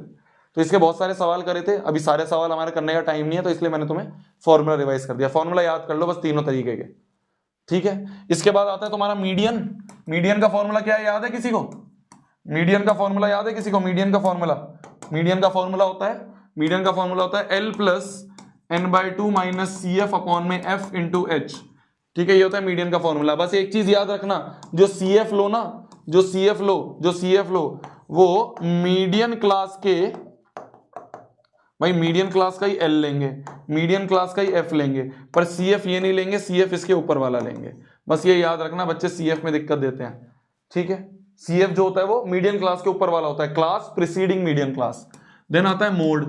Mode का फॉर्मूला क्या होता है मेरा, L plus F1 minus F0 upon में 2F1 minus F0 minus F2 into में H। ये होता है हमारा मोड का फॉर्मूला, ठीक है। मॉडल क्लास मतलब जो सबसे ज्यादा बार आ रही है उसे हम मॉडल क्लास कहते हैं, जिसकी फ्रीक्वेंसी सबसे ज्यादा है उसे हम कहते हैं model class. Last chapter probability. Probability का एक सबसे इंपॉर्टेंट क्वेश्चन जो कि आने के चांसेस रहते हैं वो है ये, बोला जा रहा है probability of a leap year. एक लीप ईयर में 53 वेडनेसडे आए, इसकी क्या प्रोबेबिलिटी होती है। लीप ईयर मतलब 367 दिन। लीप ईयर दिया ना तो 367 दिन, तो 367 को हमने 7 से डिवाइड करा पहले, जिससे हमें हफ्ते पता चल जाए। एक हफ्ते में 7 दिन होते हैं, तो 367 को 7 से डिवाइड, तो 7 5 जा, इसको थोड़ा कम कर दें, 7 5 जा, तो 7 5 जा 35, 1 6, 7 2 जा 14, 2 रिमाइंडर। मतलब कि 52 वीक्स तो कंफर्म्ड है, 52 वीक्स कंफर्म्ड है। और अगर 52 वीक है तो हर वीक में एक एक वेडनेसडे आएगा, तो 52 वेडनेसडे कंफर्म्ड है। तो हमें कितने चाहिए थे, हमें 53 चाहिए थे। 53 में से 52 तो कंफर्म हो गए भाई, जितने हफ्ते उतने वेडनेसडे, तो 52 वेडनेसडे तो हमारे कंफर्म हो गए, 52 वेडनेसडे तो हमारे कंफर्म हो गए मेरी जान, 52 वेडनेसडे तो हमारे कंफर्म हो गए। अब क्या बचा है, आखिरी के 2 दिन बचे हैं, ये 2 दिन रिमेनिंग है, ये 2 दिन रिमेनिंग है हमारे। अगर हमारे पास 2 दिन रिमेनिंग है, तो आखिरी के भाई 52 हफ्ते बीत गए, 52 वीक्स है, 52 हफ्ते बीत गए। 52 हफ्तों के बाद 2 दिन बचे। अब ये आखिरी के 2 दिन में क्या क्या हो सकता है, ऑल पॉसिबल आउटकम्स क्या है, ऑल पॉसिबिलिटीज क्या क्या है, ऑल पॉसिबिलिटीज मतलब सैंपल स्पेस क्या क्या है। आखिरी के 2 दिन में या तो सैटरडे संडे आ जाए, कॉन्जिक्यूटिव आएगा, सैटरडे संडे, या संडे मंडे आ जाए, या मंडे ट्यूसडे आ जाए, या ट्यूसडे वेडनेसडे आ जाए, या वेडनेसडे थर्सडे आ जाए, या थर्सडे फ्राइडे आ जाए, या फिर सैटरडे संडे तो लिख ही दिया, थर्सडे फ्राइडे या फिर फ्राइडे सैटरडे आ जाए। ये सारे पॉसिबल हैं। और मेरे काम के कौन से हैं, मतलब माय फेवरेबल कौन सा है, मेरे काम का कौन सा है, मेरे काम का है क्या आ जाए, वेडनेसडे आ जाए। तो वेडनेसडे कितनों में आ रहे हैं, यहां भी आ रहा है, यहां भी आ रहा है, तो 2 में वेडनेसडे आ रहा है। तो जो प्रोबेबिलिटी होगी वो क्या होगी, मेरे काम के हैं 2 अपॉन में टोटल कितने हैं, 1 2 3 4 5 6 7, 2/7 is the probability, 2/7 is the probability. तो इस वाले क्वेश्चन में सिंपल सा 60 रूल ये है, चाहे लीप ईयर दे दे या नॉन लीप ईयर दे दे, नॉन लीप ईयर दे दे तो 365 दिन होंगे। सिंपल 60 रूल ये है, पहले निकाल लो कितने हफ्ते कंफर्म्ड है। तो मैंने देखा 52 हफ्ते कंफर्म्ड है। कितने दिन बच गए, 2 दिन बच गए, 2 दिन बच गए। अगर 2 दिन बच गए तो इन 2 दिन में क्या क्या हो सकता है सब लिख दिया। तो 7 पॉसिबिलिटीज हैं, पर मेरे काम की कितनी है, सिर्फ 2 है, तो 2/7 इज दी प्रोबेबिलिटी। ठीक है मेरी जान। प्रोबेबिलिटी का फॉर्मूला एक याद कर लो। प्रोबेबिलिटी का जो फॉर्मूला होता है वो होता है फेवरेबल आउटकम अपॉन में टोटल आउटकम्स। ये होता है probability of any event E, तो वो होता है E अपॉन S। ये होता है probability of any event. Formula जो प्रोबेबिलिटी ऑफ E है वो हमेशा 0 से 1 के बीच में होती है, कभी भी 1 से बड़ी नहीं होगी। तुम्हारे पास ऑप्शन आ जाएंगे, बताओ विच वन इज प्रोबेबिलिटी, जैसे 0.3, 1/2, C आ जाएगा 0.4 और D आ जाएगा 3.2। तो प्रोबेबिलिटी कभी भी 1 से बड़ी नहीं हो सकती, 1 से बड़ी, एक ही हो गया मान लो ऑप्शन, ठीक है। तो प्रोबेबिलिटी कभी भी 1 से बड़ी नहीं हो सकती और 0 से छोटी नहीं हो सकती। तो 1 से बड़ी नहीं हो सकती तो ये प्रोबेबिलिटी नहीं हो सकती, 0 से छोटी नहीं हो सकती तो ये प्रोबेबिलिटी नहीं हो सकती। तो इस तरह का एमसीक्यू बन जाता है, इस तरह में एमसीक्यू बन जाता है इस वाले फॉर्मूले से। और दूसरी चीज, प्रोबेबिलिटी ऑफ एनी इवेंट जो होता है और प्रोबेबिलिटी ऑफ नॉट ई जो होता है वो 1 होता है।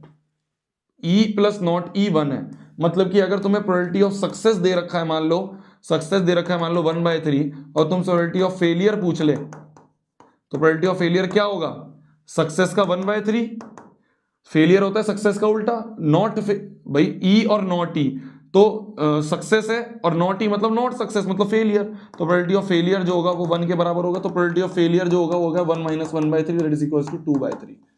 तो इस तरह का सवाल भी इस वाले से एमसीक्यू बन जाता है।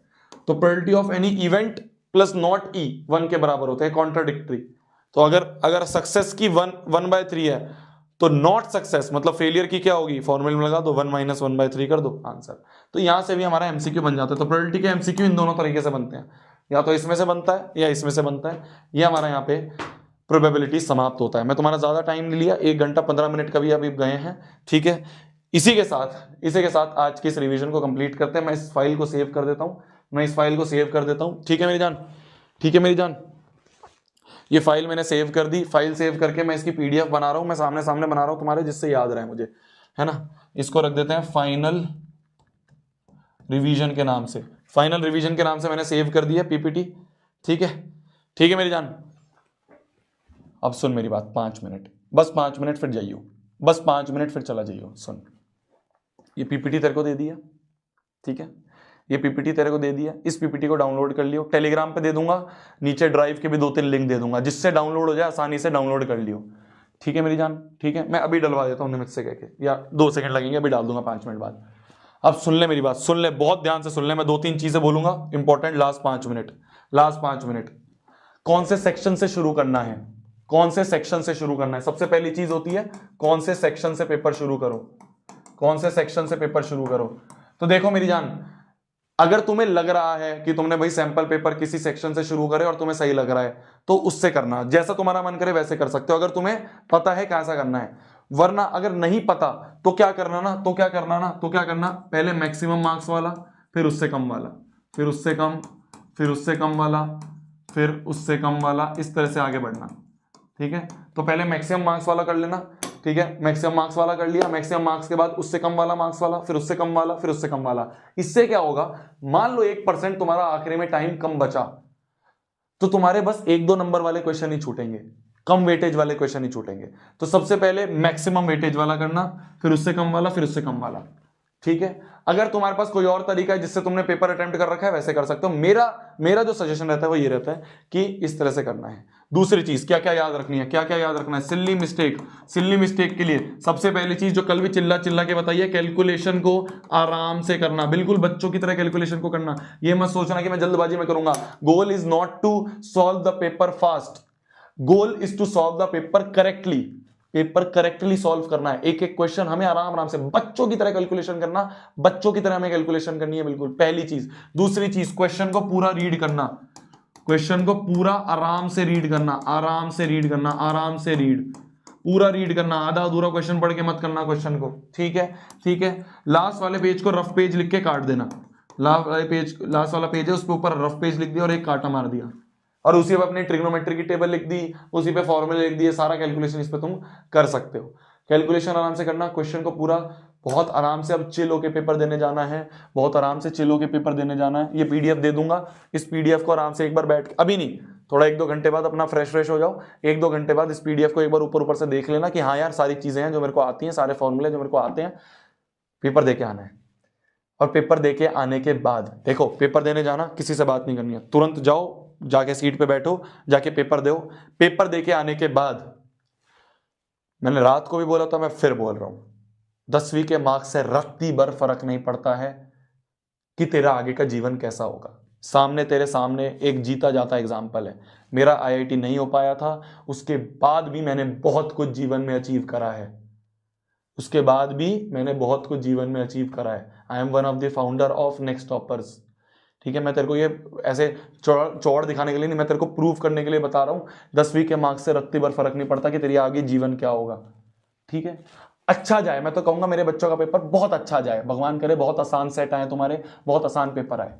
पर किसी कारणवश 1% अगर पेपर मान लो अच्छा नहीं गया, कोई बात नहीं, तुम्हारी तरफ से मेहनत पूरी हुई थी ना, तुम्हारी तरफ से मेहनत पूरी हुई थी ना, ये काम आएगी। मैंने आईआईटी नहीं निकाला, ऐसा नहीं उससे मैं फेल हो गया, आईआईटी में तो फेलियर मिला, आईआईटी में तो फेलियर मिला, पर उसके लिए जो मैंने दिन रात बैठ के 11वीं 12वीं में रगड़ा था, दिन रात बैठ के जो पढ़ा था, वो जो मेहनत करी थी, वो मेहनत मेरे को काम आई। मेरे को वो सवाल काम नहीं आए, जब 10वीं में तुम सवाल करोगे वो काम नहीं आएंगे। जो तुम मेहनत करी है, तुमने 10 दिन मेरे साथ बैठ के मेहनत करी है, रात को सुबह 4 बजे उठ के तुम मेरे मेहनत करी है। कुछ बच्चे मेरी तरह पूरी रात सोए भी नहीं होंगे, है ना, मेरे को पता है, मैंने बोला था, पर जब भी मेरे को पता है कुछ बच्चे रात को नहीं सोए होंगे। तो जो मेहनत है ये काम आएगी मेरी जान, ये सवाल कहीं काम नहीं आने वाले जीवन में, अनलेस एंड अनटिल तुम इसी सवाल के ऊपर कोई मैथ्स के ऊपर स्पेशलाइजेशन कर रहे हो, ठीक है। तो मैंने जो 11वीं 12वीं में मेहनत करी थी, रगड़ा था, अनबर्बाद बुक आने वाली है आज शाम को, याद है ना, तो अनबर्बाद में मैंने वो सारी चीजें लिखी हैं। पॉइंट इज वो मेहनत काम आई है मेरे को। तो तुम्हें भी ये जो तुमने मेहनत करी मेरी जान, वो मेहनत काम आएगी जीवन में।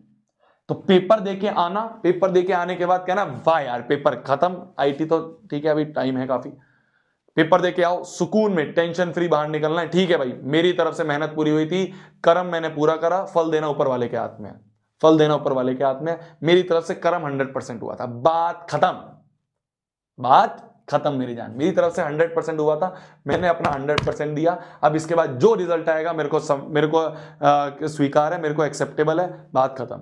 घर पे आना, जिस भी टीचर से तुम पढ़े हो, मुझसे पढ़े हो, कोई और चैप्टर किसी और टीचर से पढ़े हो, कोई और चैप्टर किसी और से, उस टीचर को जाके थैंक यू बोलना, thank you sir, thank you ma'am, tuition का टीचर है, स्कूल का टीचर है, thank you sir, thank you ma'am बोल के बोलना, थैंक यू सर आपने मेरे को पूरे साल पढ़ाया, थैंक यू सर हमने बहुत मेहनत करी, अब जो भी रिजल्ट आएगा मेरे को स्वीकार है, मैं खुश हूं, जो भी रिजल्ट आएगा मेरे को स्वीकार है सर, मैं खुश हूं। ठीक है, ठीक है मेरी जान। तो पॉइंट इज अच्छे से जाओ, जोश के साथ जाओ, जोश के साथ जाओ, जोश के साथ जाओ, 100/100 फोड़ने का पूरे माइंडसेट रखना है, 100/100 इन मैथ्स लेके आना है, इस पूरे माइंडसेट के साथ जाओ। पर 1% ना हो, 1% ना हो, 1% ना हो मेरी जान, तो जब भी मेरा प्यारा बच्चा और मेरा प्यारा बच्चा ही रहेगा। ठीक है, 1% अगर ना हो, ऐसा नहीं है हमारा तुम्हारा प्यार कम हो जाएगा, कुछ हो जाएगा, नहीं मेरी जान, नहीं मेरी जान, मेरे लिए ये इंपॉर्टेंट नहीं है, मेरे लिए ये इंपॉर्टेंट था, मेरे लिए 100/100 इंपॉर्टेंट नहीं है, मेरे लिए 100/100 इंपॉर्टेंट नहीं है।